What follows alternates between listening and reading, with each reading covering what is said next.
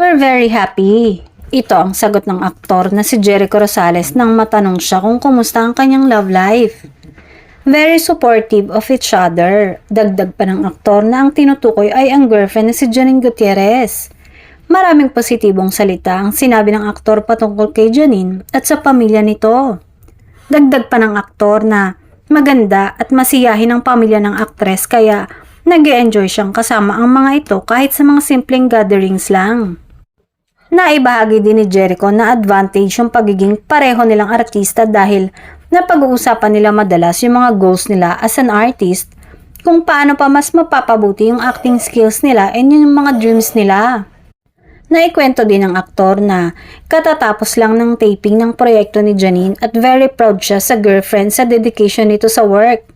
Nabanggit din niya na meron silang wino-workout na project kasama ang kanyang girlfriend at ito ay project nilang dalawa at ilalabas later this year.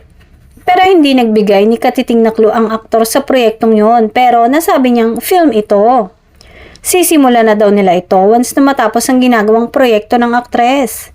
Dagdag pa ng aktor. Parehas sila ng gusto ni Janine kaya't nag-share sila with the same thoughts and passion.